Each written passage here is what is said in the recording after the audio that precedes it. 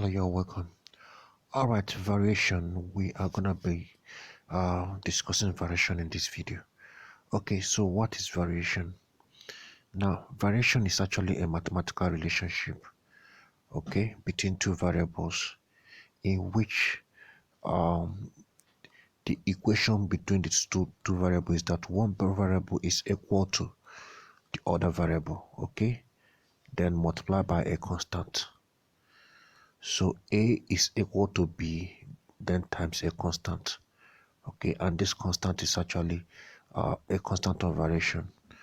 So one variable is equal to another variable, then times a constant. All right. So now types of variation. Now we're going to be looking at basically three types of variation, or four of them in this video. Okay, we're going to look at direct variation. We'll look at direct variation.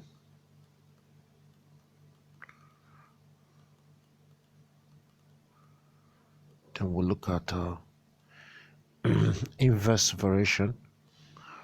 We'll look at inverse variation. Then, of course, then we'll now conclude it with a joint variation. Okay, we'll look at joint variation. Joint variation.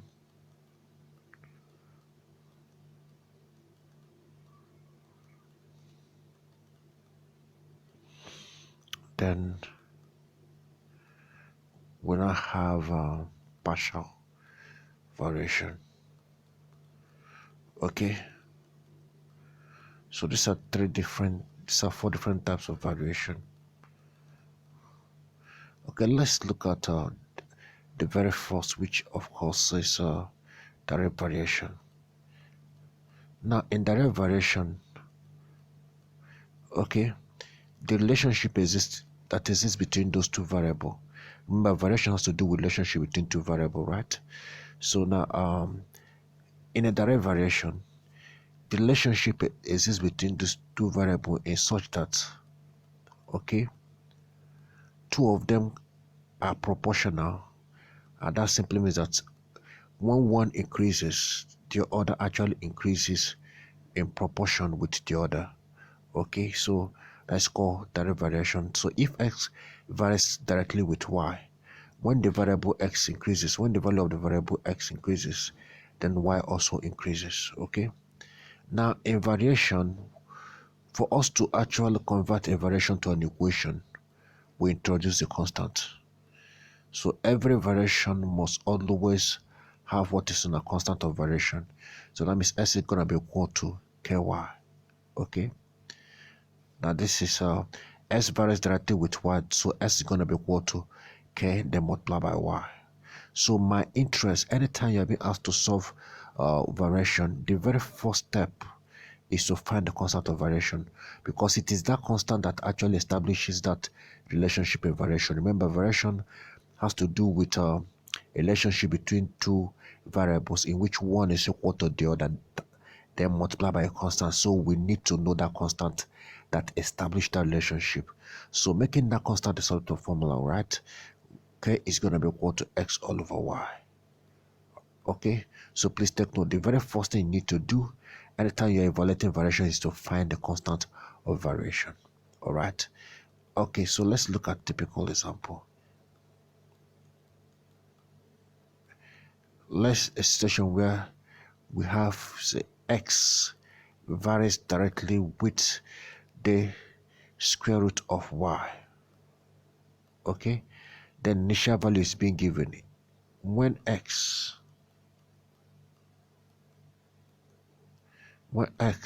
is equal to 2, y is equal to 4. So this is initial relationship. Then the question now is find x when y is equal to 16.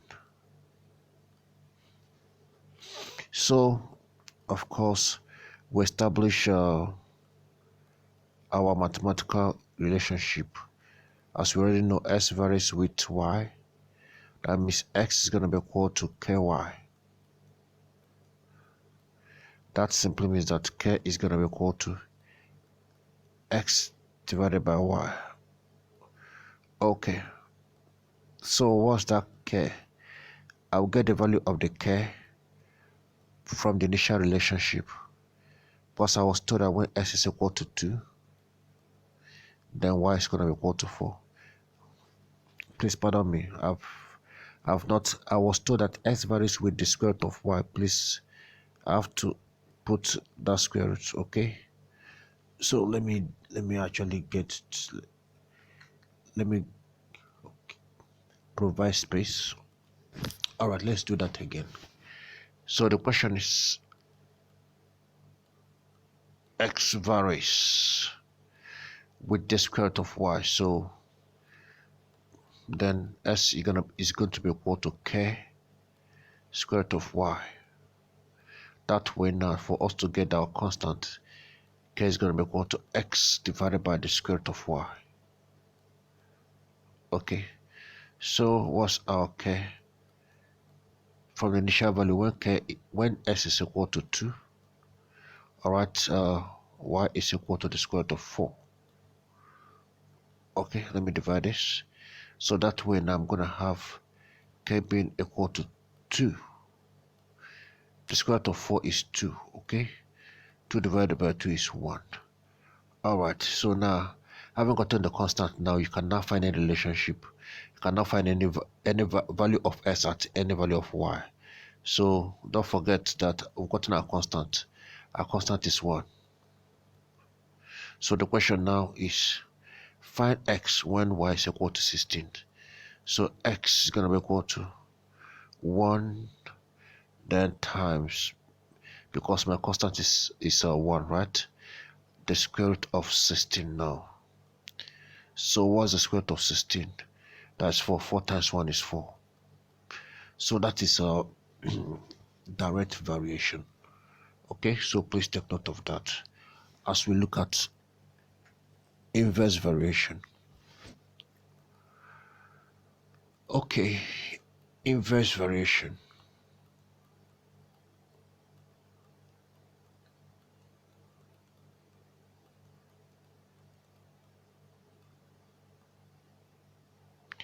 Now, this relationship exists in such a way that the two variables, okay, are connected, so that when one increases, then the other actually decreases. We call it inverse variation. So one is the reciprocal of the other. So if I say A varies inversely with B, that simply means that A varies with 1 all over B. That's why they call it inverse. So it's an inverse relationship. All right. So, and you know what happens? Okay. If I just introduce an equal to, then I'll have to introduce a constant of variation. So K all over B.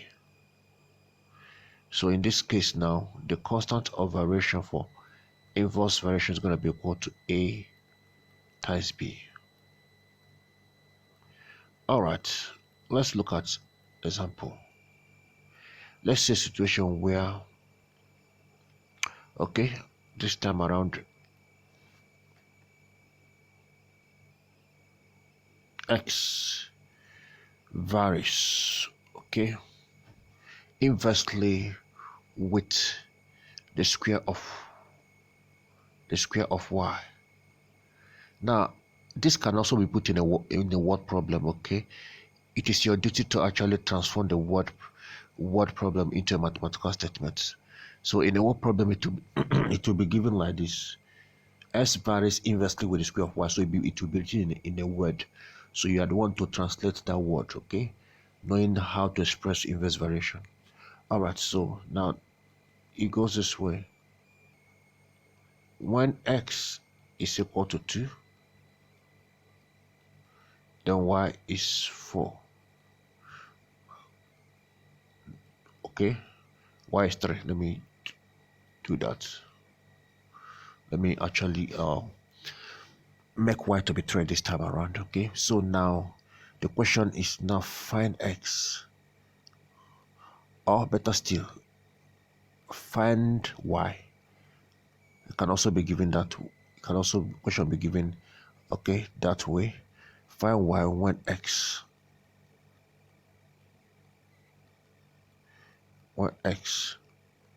is equal to 6. All right, so solution. The relationship x varies inversely as the square of y. Okay, so that's going to be y squared. Already you know very well that x will be k. Okay, I introduce a constant all over y squared. 1 times k is still k. So all right, so now let's work on this. So invariably now I can now find the value of my k by cross multiplying, because that's the very first step. The first step is to find that constant of proportionality, because that is what established that relationship. K is equal to xy squared. So I'll find that value of k using the initial value, okay, from the equation. The initial value given from the equation is x is equal to 2, y equal to 3. That's going to be 2 times then 3 squared. Okay, so my k now is equal to 2 times 3 squared is 9. That should be 2 times 9 is 18. So now don't forget the initial relationship. Having gotten my k, okay, so that relationship now is going to be x is equal to k, that is 18 all over y squared. So that's the relationship between s and y. So now the question now is find the value of y when s is equal to, s is what is given this time, so equal to 6. So invariably now I will have to rearrange this equation. Okay, of course you know what we do. If I cross multiply, I will have xy squared equal to 18, right? That means y squared now is going to be equal to 18 all over x, which of course that's going to be 18 all over x is 6, which is 3. All right, so now of course for me to get y, I have to find the square root of 3. So that is my y. Y is the square root of 3. So I hope that is well understood. Okay, now next variation, joint variation. As the name implies, okay, a variation is actually joint, okay, if it actually combines the two variation together in one statement. If we actually combines both the direct variation and of course the inverse variation in one statement. All right, now look at how it goes. Now joint variation is a variation in which one variable varies, okay, with two other variable. Okay, the joint variation may not necessarily need to combine both inverse and the direct. One thing about a joint variation, please pardon me, is that a joint variation is a relationship between, okay, 3 variables. Yes, it's 3 variables. One varies with one at the same time. That's varies with the other at the same time. So that means this is I can have a relationship like V varies. Okay, let me still be using my the A I used previously. A can vary with B, okay, and still vary. That same A can still vary with C, directly with C. So it may not necessarily be varies directly with C and varies inversely, okay? But one important thing is that A varies with both B and C. So once you have this, it is called joint, okay? Variation. Let's look at example. All right. Okay, let me just use this. Of course, you know very well that since that being the case, I can create just one statement. I can simply say that, okay, A varies with B and that's gonna be B times C, okay, because of the and. Then of course A is gonna be equal to KBC, okay, KBC. That means if I want to get K, all I just gotta do is divide A by BC, okay. Now we've seen such case scenario in sciences where we have volume of a gas, okay, volume of a gas varying directly with temperature and, okay, at the same time the volume of the gas varies inversely with pressure. Okay, let's say the volume with the initial value is 300 cm cube, okay, and so when volume, let me put it that way, okay, so when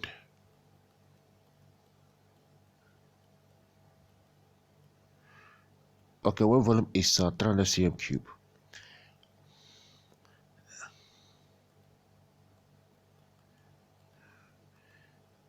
okay, pardon me, then of course temperature is 320 Kelvin, all right, and the pressure is 200 millimeter of mercury. So the question is now find V when, okay, when temperature T is equal to 340 Kelvin and the pressure is equal to 220 millimeter mercury. Okay, solution. Now this is joint variation, right? So we are told that V varies with T. At the same time, V varies with 1 over P. So that's joint variation. So that's going to be V varies with T times 1 over P. Okay, you know what we do? We have to introduce a constant. So our constant is going to be equal to K T all over P. So I need to find the constant. All I just got to do is cross multiply. KT multiplied by 1 gives me KT. Okay, P multiplied by V gives me PV. So that simply means that my constant now is going to be equal to PV, okay, all over T. All right, so let's get the value of the constant from our initial value. So we are told that when V is 300, then P is 200. So I'm going to have 200 times 300.